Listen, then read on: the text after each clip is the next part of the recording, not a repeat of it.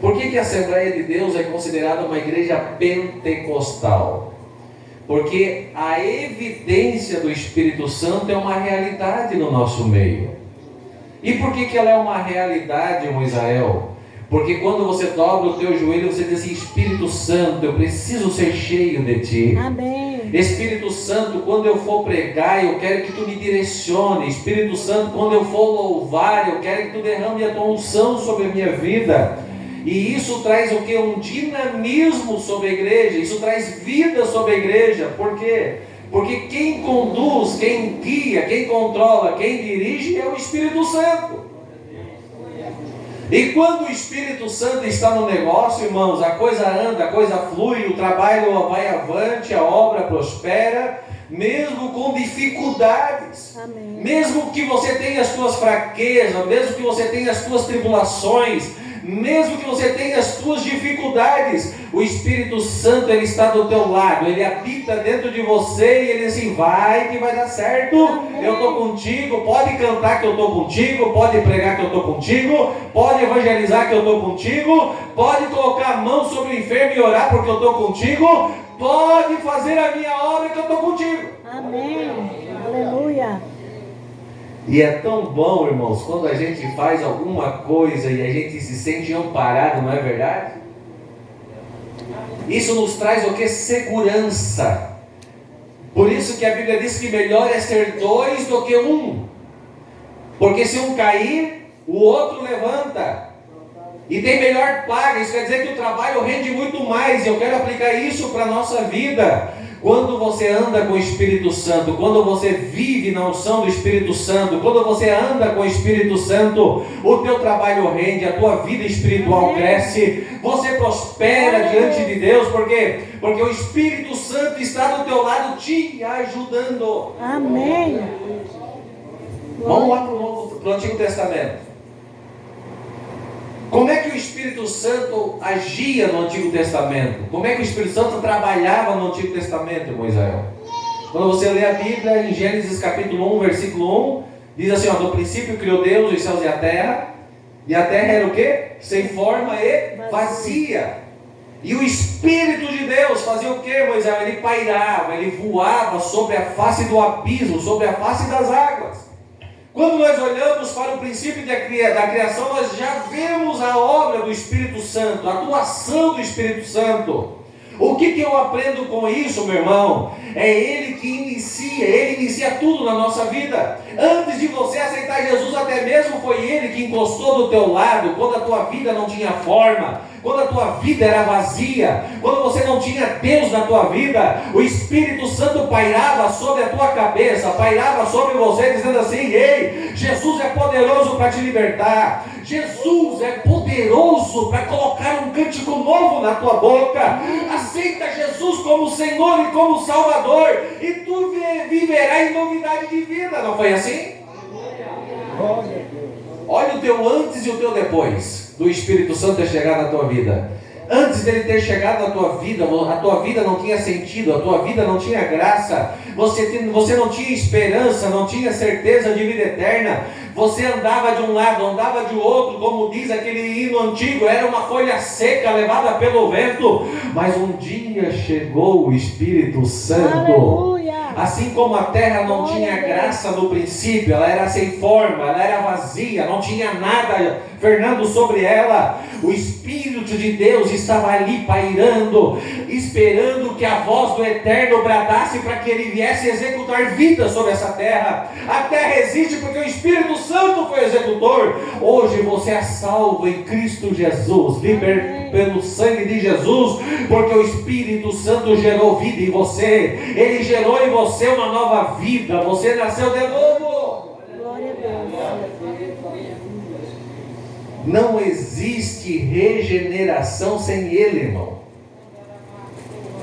Tu está entendendo a palavra? Amém. Às vezes você olha para a vida de Moisés. Quem não queria ter o privilégio de Moisés? De subir no monte, jejuar 40 dias e 40 noites, e no final, o Senhor ele diz assim para Moisés: eu não vou mais andar com vocês. Porque se eu andar com vocês, eu vou matar todo mundo. Porque o povo tinha feito um bezerro de ouro. O povo tinha pecado contra Deus. Aí Moisés vai para a oração. Aí Moisés vai para o jejum. E ele diz assim: Senhor, se a tua presença não for conosco, tu não me faz sair daqui, Senhor. Eu não vou sair, não vou. Eu vou cravar meus pés aonde eu estou. Eu não dou um passo sem a tua presença. Aleluia. E se tu não andar no meio desse povo, e se tu matar esse povo, eu quero que tu risque o meu nome no livro da vida. Olha que profundidade, irmão. Aí o Senhor olha para Moisés e diz: não, Moisés, eu não posso fazer isso contigo.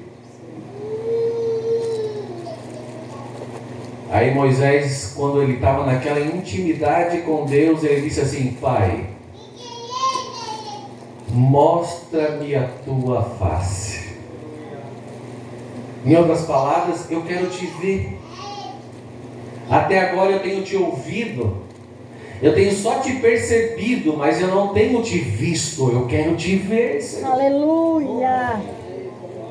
Quantos querem contemplar o rosto do nosso amado? Amém. Glória a Deus. A irmã cantou, louvou aqui: verei face a face. Um dia você vai ver Ele como Amém, Ele Jesus. é. Nós o amamos sem o ver, irmãos. Muitas vezes teve irmãos nossos que tiveram uma revelação do Senhor, mas eu nunca vi o Senhor face a face. Mas um dia, irmãos, quando esse corpo for transformado num corpo de glória, aleluia, num abrir e fechar de olhos, o Espírito Santo que habita no meio da igreja levará a igreja no arrebatamento a se encontrar com o noivo nos ares. Assim como Rebeca um dia, aleluia, viu Isaac, quando Isaac saiu para orar, irmão Fernando, um dia o noivo vai sair, aleluia, da onde ele está, na presença do Pai, e nas regiões celestiais ele se encontrará com a sua Rebeca, com a noiva do Cordeiro, e você verá ele face a face. Ele vai dizer: vinde benditos de meu Pai, possuí por herança o que está preparado para você. E Moisés, ele pede para o Senhor ver a glória dele, e o Senhor diz: não dá para ver, tu só vai me ver pelas costas. Está vendo aquela rocha? Aquela pedra? Sim, Senhor, estou vendo uma pedra enorme, e existia uma fenda naquela pedra, uma greta. O Senhor disse assim: vai atrás daquela rocha, aonde estiver aquela greta, e você fica me espiando, que eu vou passar adiante de ti e tu me verá pelas costas. Irmãos, Moisés não viu Deus na sua essência, ele viu só um reflexo da glória de Deus, e o rosto dele já brilhou como o sol, irmãos.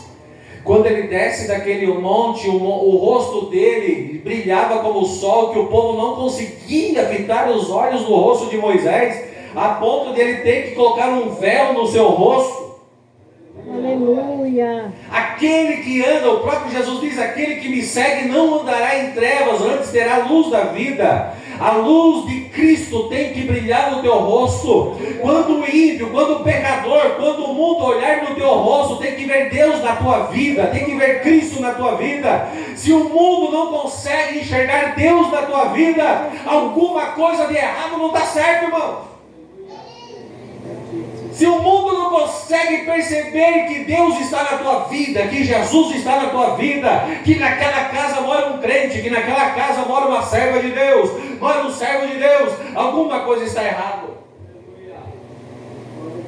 E quando olhamos para a vida de Moisés, nós ficamos perplexos, assim: como eu queria ter o privilégio de Moisés. Eu vou te dizer que você tem muito mais privilégio que Moisés. Vou te provar pela Bíblia.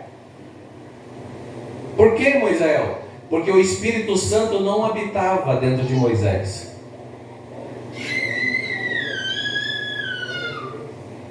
No Antigo Testamento, irmãos, o Espírito Santo ele não habitava nos profetas. Você olha o profeta Elias, né? O profeta Eliseu, o profeta Isaías, o profeta Jeremias, o profeta Amós, homens que foram guiados pelo Espírito Santo, mas tinha uma diferença entre nós e eles. Qual era essa, Moisés? O Espírito Santo não habitava dentro deles. Mas como é que funcionava, irmão Israel? Quando Deus precisava operar sobre a face da terra, o Espírito Santo, ele se apoderava, fazia o que tinha que fazer do seu filho, através dele, e depois saía e voltava para o pai. Era assim que funcionava. Olha para os juízes, Sansão, a Bíblia deixa claro isso. Toda vez que Sansão precisava ser usado por Deus, que os filisteus vinham contra o povo de Deus, o Espírito Santo se apoderava da vida de Sansão.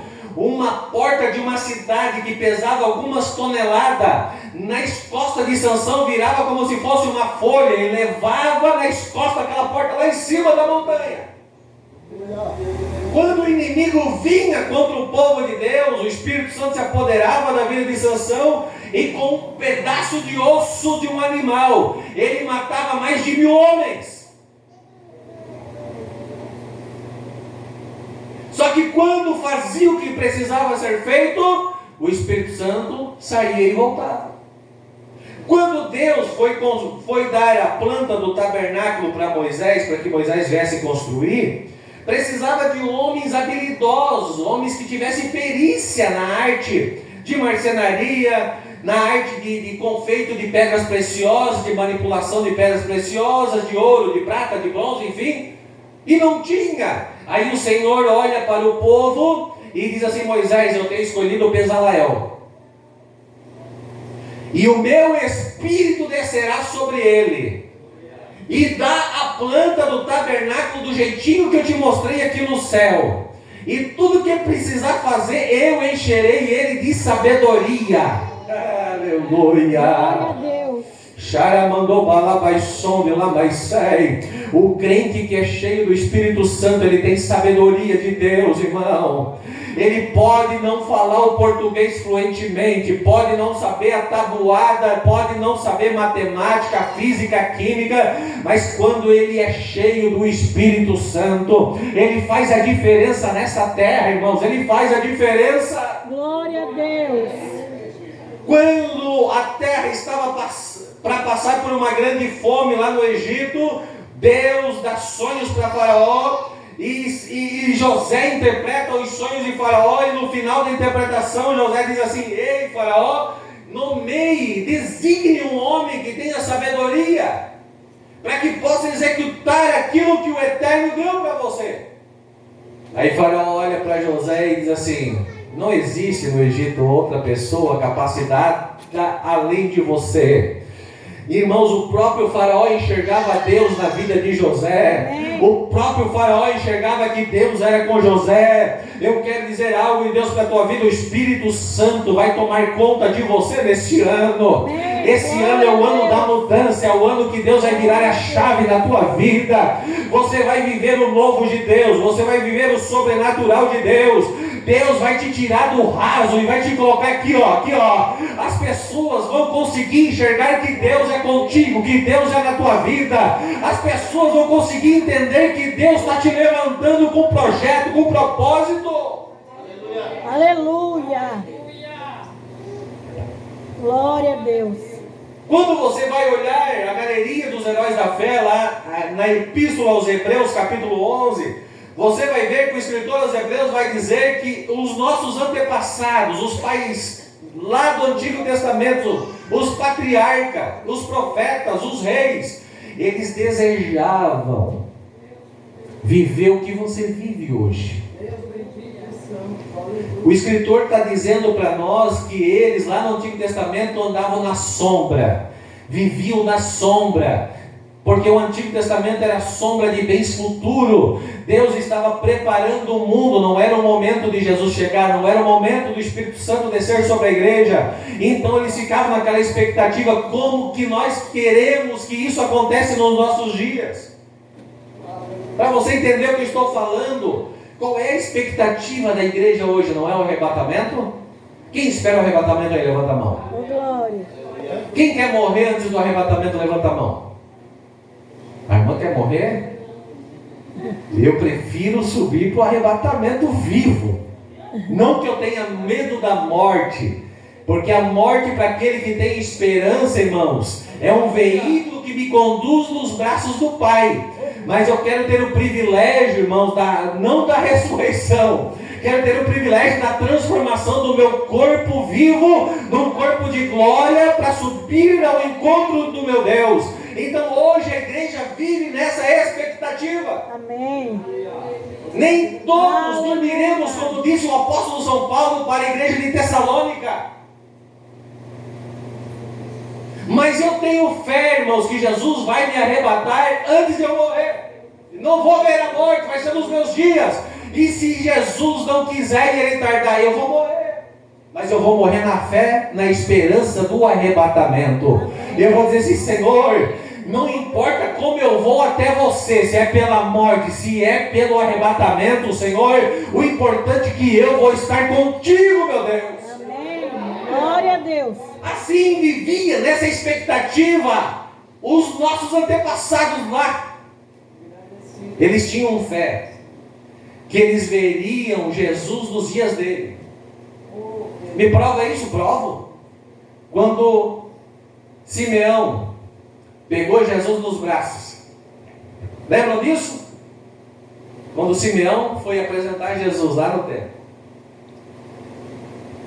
um ancião, irmãos, já perto do centenário, qual foi a oração que ele fez diante de Deus? Senhor, despede o teu servo em paz. Porque o que eu esperei a vida eterna, agora estou segurando aqui nos meus braços. Aleluia! Desde que eu nasci, eu esperei ver isso com os meus olhos. O meu pai, quem sabe Simeão dizia, o meu pai morreu na esperança, não viu o que eu estou vendo. Quem sabe a minha filha vai viver o que eu não vou viver. Está claro para você que é o arrebatamento? O arrebatamento dela em vida. Pode ser que eu morra antes do arrebatamento, mas eu vou morrer na esperança, e eu espero que quando Jesus voltar, ela esteja na esperança também. Aleluia. Então o pai de Simeão morreu na esperança, achando que ele pegaria o Filho de Deus nos braços. Mas isso não foi privilégio do pai, foi privilégio do filho. Amém. Glória a Deus. Então os nossos antepassados, irmãos, eles tinham uma esperança. Porque, irmãos, quando eles olhavam para os profetas, Elias, Samuel, a cidade parava. Parava ou não parava, Fernando? Quando o sacerdote Samuel, o profeta Samuel, chegava num lugar, irmãos, parava tudo. Por quê? Porque o povo dizia assim: Deus está na vida dele. Amém. O Espírito Santo se apodera dele, coisas acontecem. Quando o profeta Elias entrou numa cidade, irmãos, uma mulher lá da janela avista ele e disse para o marido: aquele homem lá é um homem de Deus, vamos fazer um quartinho aí para ele. Toda vez que ele chegar na nossa cidade, ele vai dormir naquele quartinho lá atrás da edícula. Amém, Jesus. Quando o homem de Deus entrava, irmãos, numa cidade, parava, porque o povo queria viver o que eles estavam vivendo, ter aquela experiência, mas não era privilégio de muitos.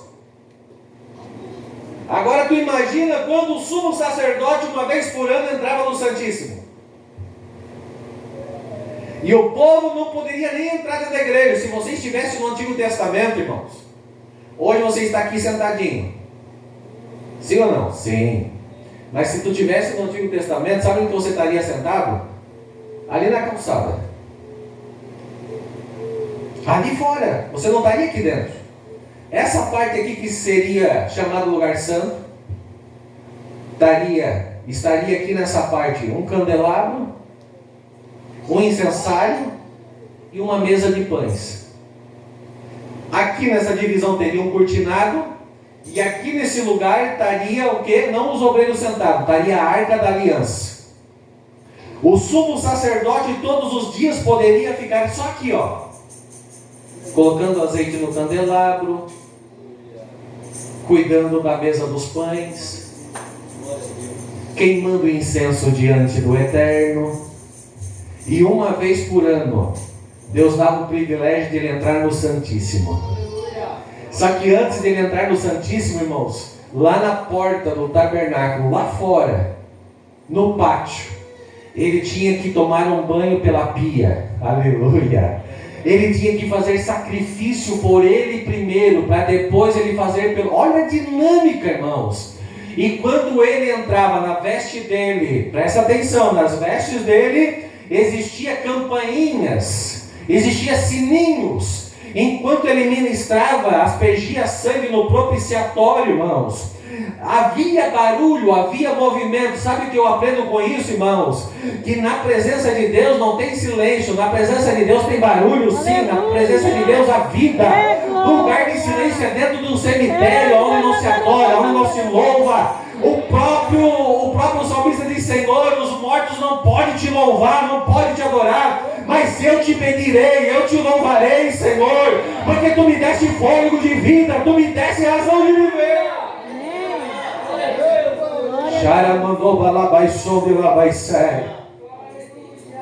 Enquanto o povo, irmãos, ficava lá na calçada, eles escutavam o sininho. E eles diziam: oh meu Deus, como eu queria estar no lugar de Arão. Aleluia. Teve 2 homens que quiseram fazer o que era para Arão fazer. Os próprios filhos dele, Ofni e Finéias, foram queimar incenso, que não era serviço deles de queimar, irmãos. Quando eles fizeram o que não era para fazer, o Senhor matou, o Senhor fulminou eles dentro do lugar santo. Faça o que é para você fazer, o que não é para você fazer, você não faça. Quer viver debaixo da bênção de Deus? Ande com Deus, faça a vontade de Deus. E quando você olha para o Antigo Testamento, essas pessoas queriam e desejavam viver a realidade que a igreja hoje vive, irmãos.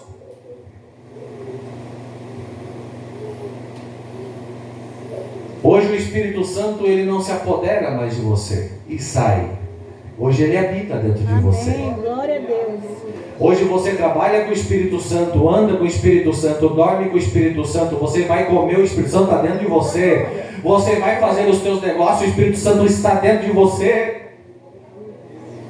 O que era uma miragem, irmãos, lá no Antigo Testamento, hoje é uma realidade que a igreja não valoriza, realidade que a igreja não busca, porque se a igreja entendesse a profundidade, todos os dias, quando dobrasse os joelhos, é Espírito Santo, se tu habita verdadeiramente dentro de mim, gera vida dentro de mim, Espírito Santo, tu és fogo, um dos símbolos do Espírito Santo é fogo. Começa a queimar, Espírito Santo, começa a acender uma chama dentro de mim, Espírito Santo. Eu quero sair dessa frieza espiritual, eu quero andar em novidade de vida, eu quero viver o teu novo na minha vida. Irmãos, não pode haver contentamento dentro de nós.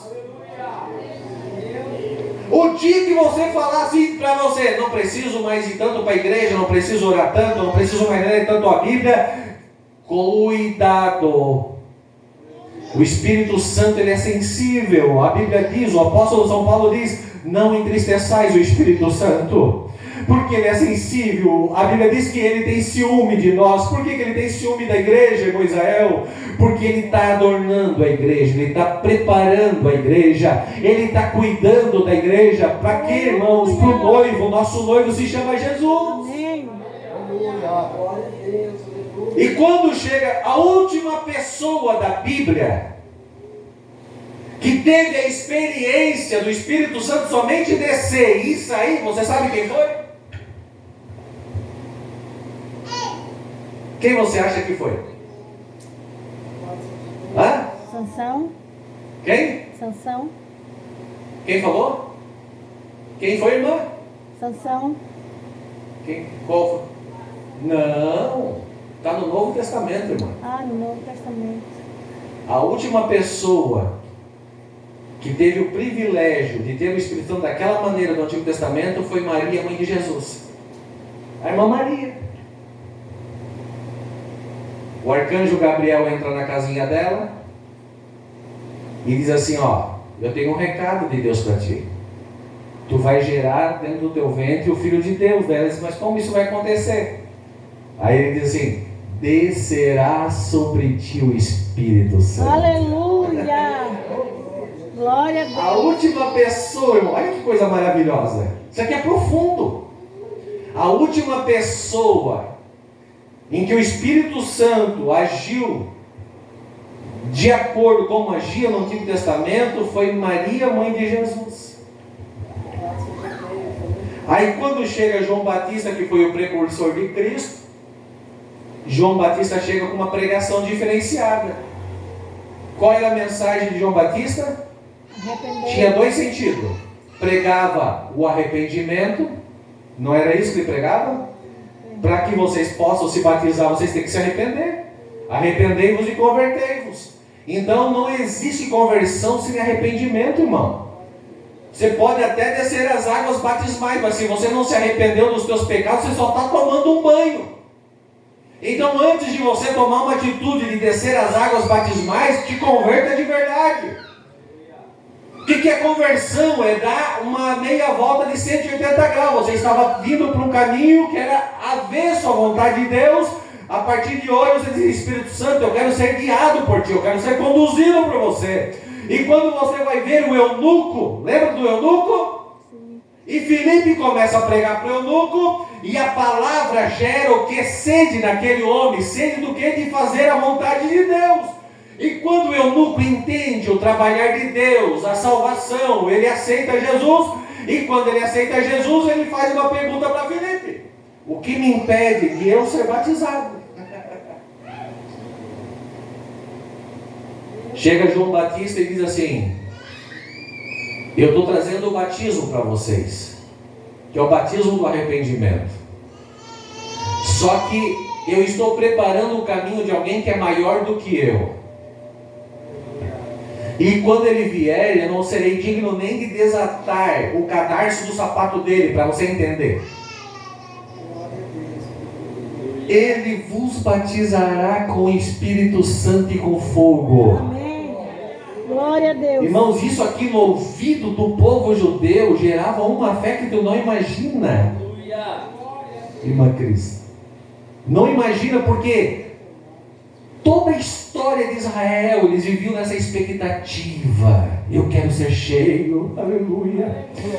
O mesmo Espírito que desce sobre Elias, eu quero que desça sobre mim. O mesmo Espírito que agia na vida de Moisés, eu quero que haja na minha vida. Aí chega o João Batista dizendo: ei, nós somos a geração, aleluia, que vamos experimentar pela primeira vez o Espírito de Deus habitando dentro de nós. Amém. Nós somos a geração, e eu quero acreditar, e eu quero profetizar em nome de Jesus, que a nossa geração é a geração do arrebatamento da igreja. É a geração que o Espírito Santo vai levar para a eternidade, ao encontro do seu noivo. Assim como João Batista disse que aquela geração era a geração do Pentecostes, era a geração do poder. Eu quero dizer que o mesmo fogo que começou a igreja, o mesmo fogo, o Espírito Santo vai levar a igreja para a eternidade. Só que esse fogo, quem sabe, não vai se manifestar com a igreja pulando e saltando, não, irmãos. O avivamento, Fernando, está aqui dentro, ó. Você pode olhar para mim e dizer: meu, como ele está frio, mas aqui dentro está pegando fogo, Como canta o louvor, há uma chama queimando dentro de mim, Essa chama vai queimar em você nesta noite. O Espírito Santo vai arder dentro de você. Glória a Deus. Ele vos batizará com o Espírito Santo e com fogo. Aqui está o Senhor Jesus, que é poderoso para te batizar com o Espírito Santo. Aqui está o Espírito Santo, que é fogo consumidor. É um fogo que aquece a alma. É um fogo que traz vida. É um fogo que traz dinâmica, dinamismo para a vida do crente. Aí Jesus começa o seu ministério. Quando Jesus começa o ministério com 30 anos, que era a idade maioral, aqui é 18 anos, né? Lá era 30. Para onde que ele vai, Moisés? Para o Rio Jordão.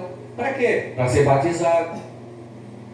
Se Jesus, irmãos, deu valor para um batismo, por que eu não vou? Crente para mim que está na igreja e não quer se batizar nas águas, irmãos, se Jesus vier, fica.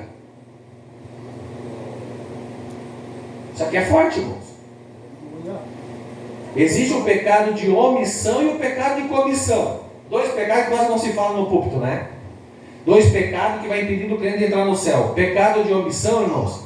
Aquele que sabe fazer o bem e não faz, peca, comete pecado. Você se omite. Então, se é para você descer as águas, se é um mandamento, e você não desce, você está pecando. Jesus disse: vocês são meus discípulos, se fizerdes o que eu vos mando. E Jesus, antes de subir, ele não disse que era para batizar em nome do Pai, do Filho e do Espírito Santo? Então aquele crente que aceitou Jesus e eu não tenho vontade, não sinto vontade de descer as águas, não nasceu de novo. Porque uma das marcas do novo nascimento é cumprir a palavra. Eu quero cumprir o que está escrito aqui, ó. Tudo que está aqui eu quero, tudo que está aqui eu quero.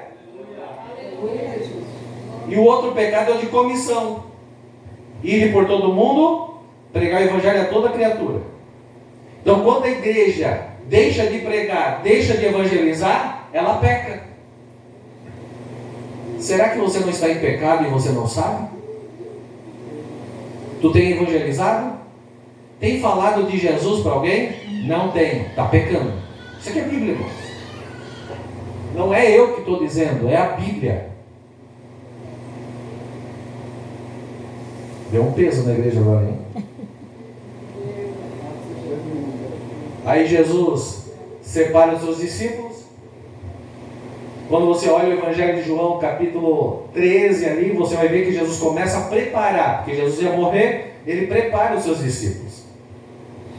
Dizendo, ó, eu vou morrer, foi para isso que eu vim, em outras palavras, para vocês entenderem.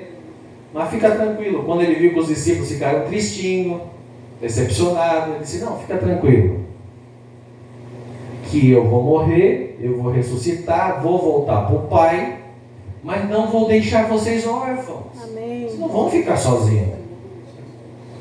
O que os vossos pais queriam, vocês vão ter. Aleluia. Mas quem, Senhor? O Consolador. E quando eu pego essa palavra no grego, Consolador, ela me dá uma ideia de ajudador, o que me guia, o que me conduz, que é o Paracletos, é o Espírito Santo. Ele diz, eu rogarei ao Pai e Ele enviará outro Consolador. Jesus está dizendo assim, vai vir alguém aí, e quando Ele vier, Ele vai consolar vocês, Ele vai estar com vocês, Ele vai andar com vocês, Ele vai habitar em vocês. Amém. E quando eu pego a palavra outro, Consolador, a palavra outro no grego, sabe o que quer dizer? Alguém parecido, alguém que vem na mesma essência. Jesus estava dizendo assim, ei, quando o Espírito Santo vier sobre a vida de vocês, vocês não vão sentir a minha falta, porque assim como eu sou, Ele também é. Aleluia! Ele vem na mesma essência, porque Ele é Deus. Quantos creem que o Espírito Santo é Deus, irmãos? Aleluia! Jesus estava dizendo para os discípulos, Ele vai estar com vocês. Aleluia! Qual é o papel do Espírito Santo hoje na igreja, irmãos? Ele glorifica Jesus na tua vida, Ele glorifica Jesus no meio da igreja. Através do teu testemunho, o Espírito Santo glorifica Jesus. Jesus morre. 3 dias depois, acontece a ressurreição. Aonde estavam os discípulos?